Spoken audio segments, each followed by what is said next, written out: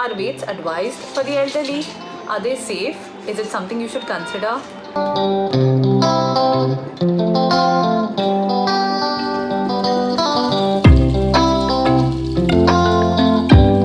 Hi, welcome to another episode of Let Us Talk with me, Megha Wagh, neurophysiotherapist. And in continuation of our last episode, let's go on with some more exercises to keep you strong and to build muscle. Trunk exercises. Again, what we did with the stick, you can hold your hands up here for further balance. If you're a little shaky to begin with, you feel like you're falling, keep your hands on your lap to start with. Alright? So if you're already here, just rotate and back.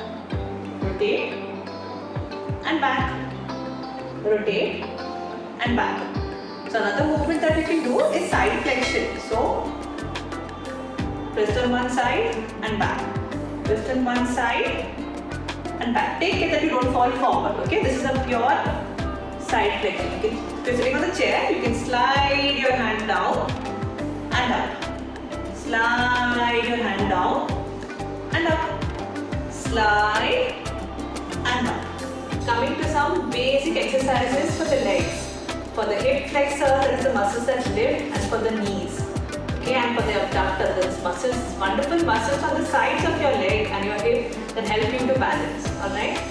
So first, you can use weight cuffs for these exercises. Weights that you can tie around your ankle, etc. Whatever you're comfortable with. So first, hip lifts. Okay? So you keep your knee bent and you lift your leg towards the ceiling. 1, 2. You lift as high as you can without going backwards, okay? So keep your spine erect and lift as high as possible. 3, 4 and 5. Right? Repeat on both sides for at least 10 to 15 repetitions. Now, knee extensions. Bend, straighten, bend. Straighten, bend. Straighten, bend. Okay, so what you have to avoid here is going back again and to lift your leg up, right? So just straighten your knee and bend your knee. Straighten your knee and bend your knee. So one reason why I ask people to keep their hands on your lap is to give feedback. So when your hand touches your thigh here, you know that it is this muscle that needs to work. So you can use tapping to cause tight stimulation to this muscle to act better. Alright? So now let's go to abduction. So keep your feet together. My feet are together. And open, close. Open, close. So how you can aid this is come to the edge of the chair safely, alright? Keep your ankles together and open, close. Open and close. Alright? Now moving on to exercises that we can do on a mat. So these can, if you're uncomfortable sitting down or lying on a mat, you can do this on the bed as well, whatever your comfort level is. Alright? So as you know, the hip extensors, that is these muscles at the back, are extremely important in helping us stand erect, helping us sit, stand and helping us balance out our walk. Alright? So first starting with a very common exercise which is called bridging. Alright, so this underappreciated exercise is just so wonderful for your hip extensors, and there are a variety of ways that you can do this.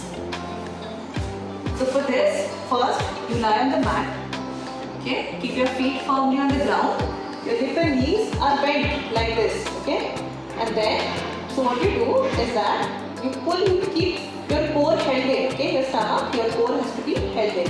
What you do is that you lift your hips up. So when you go up, you squeeze your buttocks together and bring it down. Okay? So this shouldn't be a mechanical lifting like this. You have to squeeze your buttocks up and down. Squeeze and down. Squeeze your buttocks and down. Up and down.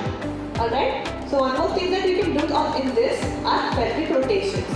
So you go up, rotate left, come to the center, rotate right and down. Bridge, rotate your pelvic to the left, center, right and bring it down. Up, squeeze your buttocks, left, right and down. This is something that you could incorporate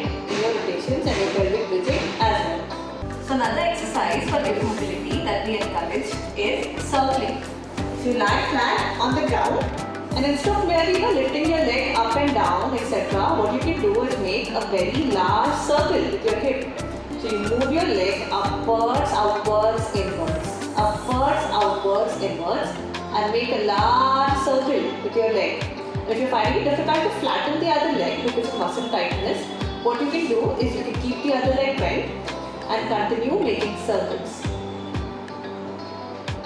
2, 3, 4, and feeling a slight amount of muscle strain is very normal because you are unaccustomed to doing these exercises. Alright? And now I'm going to show you something which are called clamshell exercises. So these are performed for the abductor muscles. So you can lie, if you are comfortable lying like this, you can lie on your elbow. And what you do is that you can keep your ankles together, alright? Hip and knees are bent in this manner and your ankles are together, and you open and close while keeping the ankles together. Open, close, open, close. You will feel a strain in this direction here, close. These are called clamshell exercises. Okay, you can use a band, a resistance band around your thigh if you want in this exercise.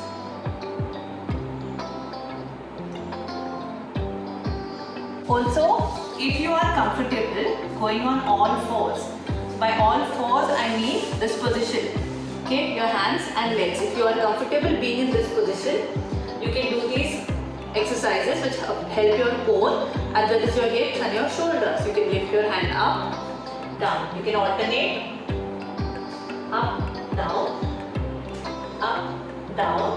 and you can work on your hip extensors as well. Keep your back flat and lift your leg up, down,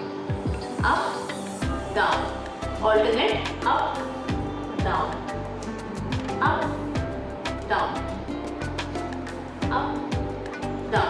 alright? And also another very important exercise that we advise for the core and the back is the cat and camel. So what this means is camel, push your back upwards, and cat. Camel and cat. Follow your back. Camel and cat. Camel and cat. And now we talk about certain do's and don'ts that we perform to avoid further injuries or exacerbating any joint pain or arthritis that we already have. So one very common thing that we advise patients is that in most people there is a disparity between both legs. That is, one leg is stronger, weaker, or a knee is more painful than the other. So what we advise patients while climbing stairs, the good leg goes to heaven and the bad leg goes to hell. So when you are climbing upstairs, your good leg, which goes to heaven, has to be placed up first. That is, when you climb up the stairs, your bad leg will be down. Your good leg will go up first so that you take the weight on the good leg. And when you're climbing downstairs, as they say, the bad leg goes to hell. So when you're climbing downstairs, you'll put your painful leg down first so that your other leg can go after it. Alright? Easy to understand. Just remember, good leg goes to heaven, bad leg goes to hell. I would also like to demonstrate how we advise getting up to avoid pulling your back or falling forward, etc. So I will demonstrate this in the side position so that you can understand better. Alright? So suppose now I want to get up. So what do? I shuffle my buttons forward to come to the edge of the seat. Okay? And I place my legs firmly down on the floor. So most of the time what happens is that our feet are lying like this or like that and the ankle is turned outwards, etc. Place your feet firmly down on the floor and keep your hands on your thigh, or if you have a seat rest that you can hold on to, and bend forward. So bring your back forward like this, push and lift your hips up.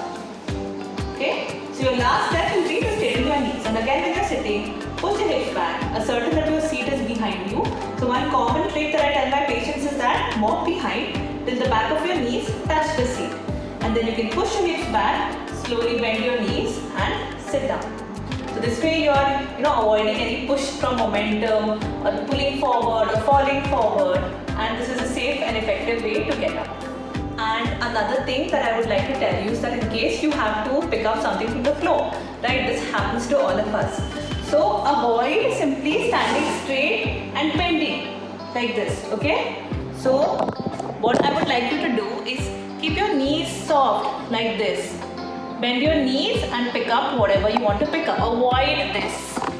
So immediately bend your knees, keep your knees soft and pick up and up. And also if you are finding it difficult to get up from bed, as in when you lie down, you find that you cannot get up straight, okay? Do not worry about that. That is very normal. So what we advise is that bend your knees, bend your hips and knees like this and rotate your legs to one side. Okay, rotate your legs to the side you want to get up, obviously, alright? So rotate your legs to one side, take your upper body, okay? So you've turned to the side that you want to get up.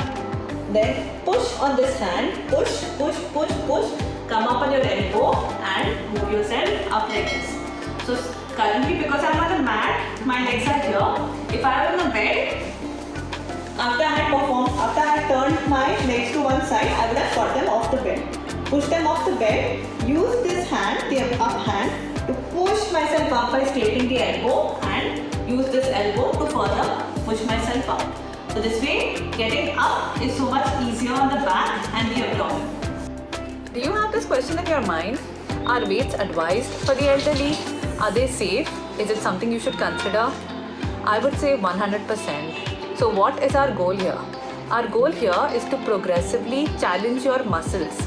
So your muscles on the daily basis are used to doing your daily activities and they carry your weight, that is the weight of your muscle, the weight of your bones, etc. So now if you want your muscles to be strengthened, right, over and above what you do every day, we need to challenge it. And one way of doing this is to give external weights. So what do we achieve here? So basically in any muscle action, there are two main groups of muscles. One is the agonist. That is the muscle that is actually doing the work. Like if I am bending my elbow, it is my biceps which is shortening, right? This is the agonist.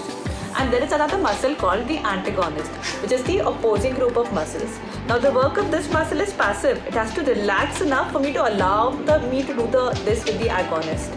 So because if this muscle does not relax, I cannot bend my elbow literally, alright? So when we strengthen our muscles, now we talk here about selective strengthening. You do not need to strengthen all the muscles in your body because a lot of muscles, especially in the front of your body, are used to working a lot. It's usually the muscles at the back of our body that we don't actively work on that need strengthening. So with selective strengthening here, we have an improved balance between the agonist and the antagonist in all activities. So this leads to better posture, better mobility, better balance, and so on. You get the drift. So one more thing that weight training does is that it increases your basal metabolic rate. That is, even when you're resting, it boosts your metabolism.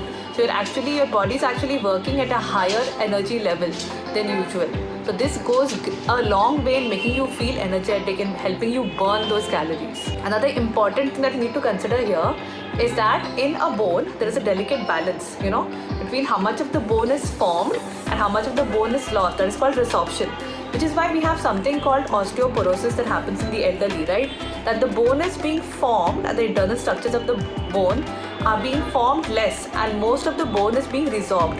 That is why osteoporosis, that is weakening of the internal system of the bone, happens, right?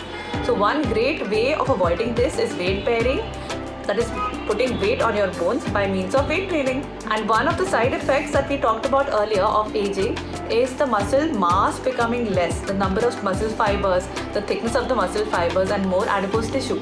So for using weights, we're actually keeping the muscle mass intact. So when the muscle mass is intact, when the length of the muscle fibers is intact, when the muscle fiber is activated, that makes the muscle perform at peak level.